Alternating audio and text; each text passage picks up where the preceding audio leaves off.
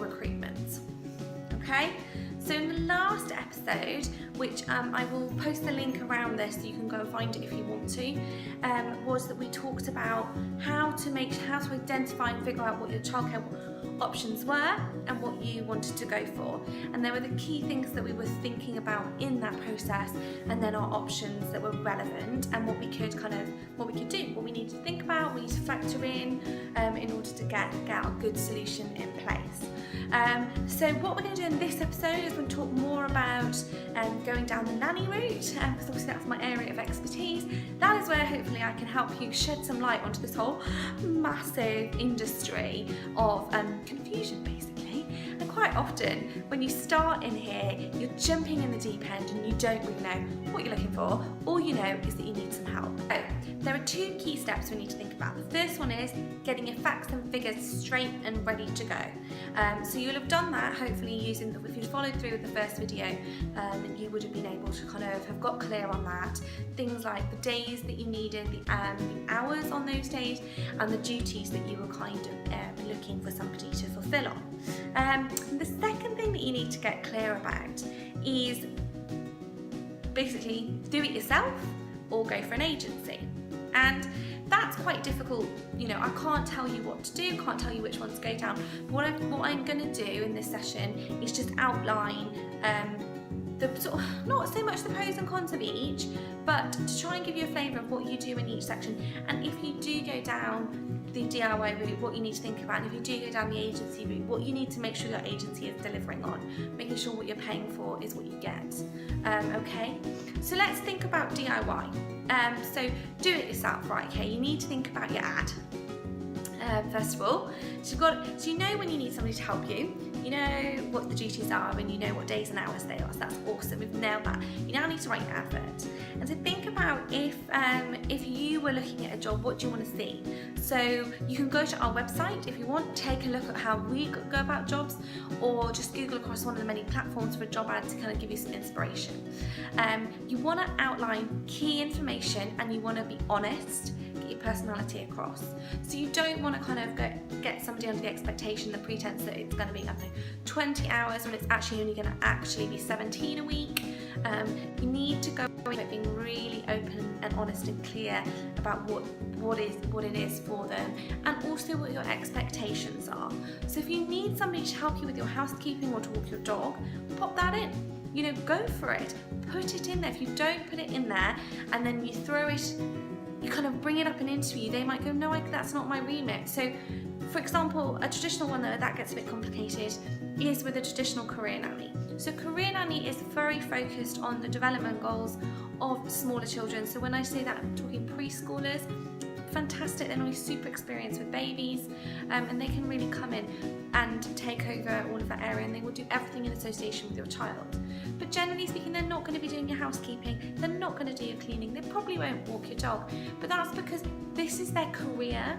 They are trained, they are experienced, they have done it, they have been there, they've got all the t-shirts, and this is what they do. So that's why they're quite, this is my role and this is how I do it. So if that's what you want, then that would be perfect for you.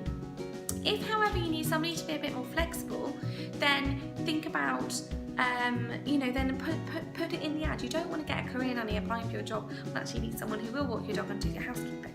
So put those things in there. So get a really good clear ad going. Once you've got your ad up and ready to go, then you need to think about where you're going to post it. So there are multiple platforms you can use. Some charge, some don't.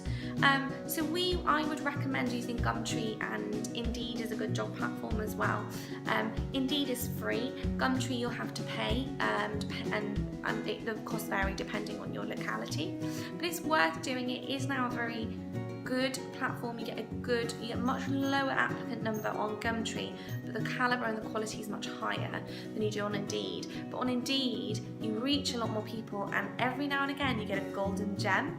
So I'd say that's definitely worth it as well. There are things like childcare.co.uk and care.co.uk where you can create profiles. I am personally not a big fan of them, but they are really good. A lot of clients have used them in the past, and never had any problems with them. You create a profile and account, put up your information, and then people can contact you and you can reach out to people who are looking for what you might be wanting. So that's really good. That's again another really good option to do. I think you have to pay, but I think you can pay for a 3-month membership or something on that. So it's worth investing in that time frame and allowing yourself that time as well to get somebody in through the door.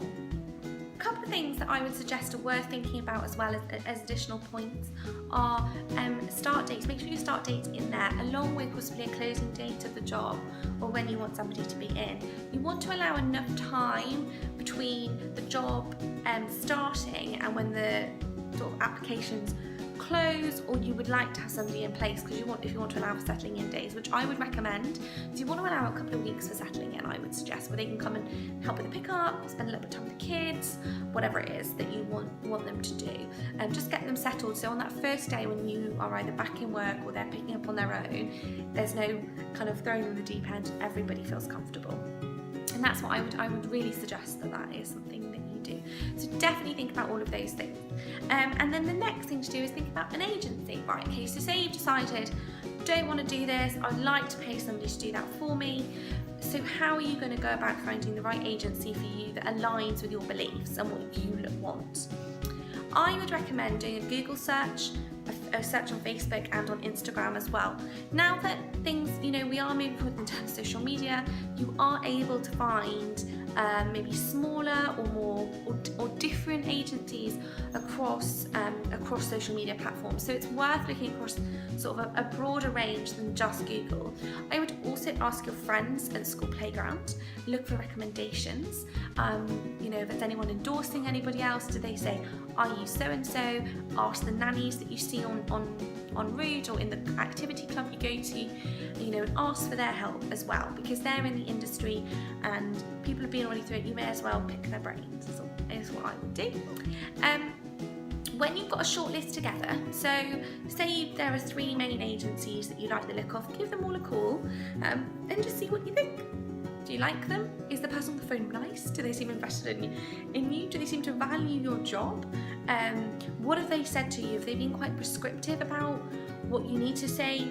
You say you need a nanny 8 till 6, but you really need somebody who can do occasional night nannying because you're a single parent, or something a bit quirky. They might say, no, that's not in our remit, our nannies don't do that. Or they might go, yeah, no problem, tell us what you think, tell us what you need. So what is it you need? If it's pretty standard, then then hopefully you'll have a better option. But I think if you like them, you like the sound of them, and you get a good vibe, then it's going to be a good one. Also ask them what their process is. So how are they going to find you this amazing nanny, and what are they going to do to get that, and how much are they going to charge you? So are they going to be charging you, what's their fee? Yeah, are they going to be charging you at the end? Is there anything up front? Have you thought about Ofsted? All these sorts of things. It's worth throwing those out there and asking those questions. We'll put some of this in the printable that goes with this video, so that you can kind of think about what questions to ask. I would do all of that, and then I would strongly recommend going with one agency. Now, the reason I would suggest doing that is that you make a better connection and they feel invested. So agencies tend to know if you're working across multiple platforms, and whilst everybody wants the best deal, that quite often they do invest a lot of time, effort and energy into your role, and they're going to be less inclined to do that if you are trying other things as well. It's not to say you can't.